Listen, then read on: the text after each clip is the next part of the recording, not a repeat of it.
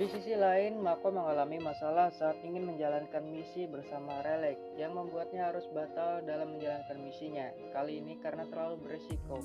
Beralih ke Dr. Geisler yang kini telah berada di sudut jalan Tong dan Tuong di Hong Kong.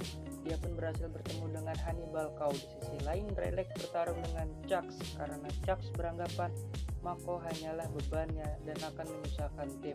Singkat cerita, Mako dan Chucks dibawa ke kantor Mark dan ditetapkan hukuman untuk Mako. Di sini hubungan antara Mako dan Relic terbangun dikarenakan mereka saling merasakan kepedihan kenangan di masa lalunya. Beberapa saat kemudian, Kaiju muncul kembali di mana Crimson Typhoon dan Crimson Alpha ditugaskan menjaga garis depan, sedangkan Striker menjaga di pantai untuk pilihan terakhir.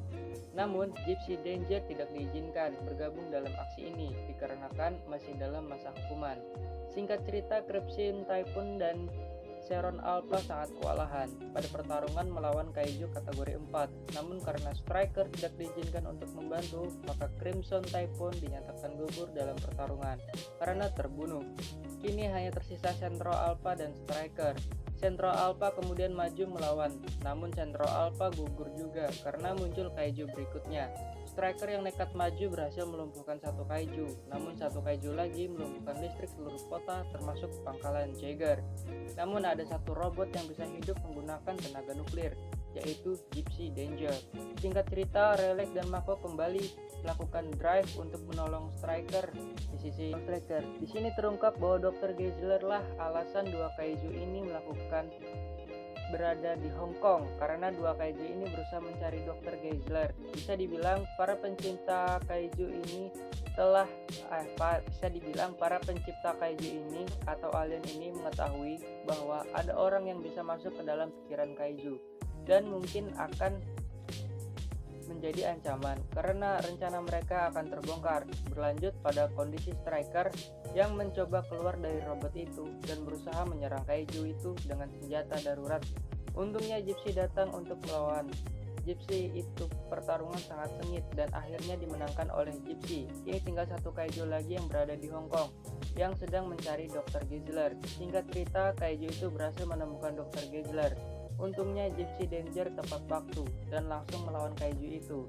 Akhirnya Gypsy pun berhasil mengalahkan Kaiju itu dengan menggunakan pedang. Gypsy pun kembali dihormati oleh seluruh anggota Jaeger. Misi pun selesai. Dr. Geisler yang ingin mengambil otak Kaiju bersama Hannibal Cow baru menyadari bahwa Kaiju tersebut sedang hamil dan anak Kaiju tersebut masih hidup. Dan anak Kaiju tersebut berhasil memakan Hannibal Cow. Kemudian Kaiju itu tewas. Di sisi lain, Mark yang penyakitnya kambuh akhirnya menjelaskan hal itu kepada Relic, di mana Mark mengalami kelebihan beban syaraf akibat dia dulu nekat mengendalikan robot Jaeger seorang diri selama 3 jam. Berlanjut pada Dr. Gottlieb dan Dr. Geisler yang berusaha melakukan drive terhadap janin Kaiju. Di sisi lain, Mark nekat menggantikan Hercules untuk menggerakkan Striker walaupun dengan resiko kematian. Singkat cerita, Chucks memberikan salam perpisahan terhadap ayahnya, Hercules, dan mereka berempat melakukan drive. Striker dan Gypsy datang ke pusat parade tersebut, di mana sudah terdeteksi sudah ada dua Kaiju kategori 4 yang siap melawan mereka.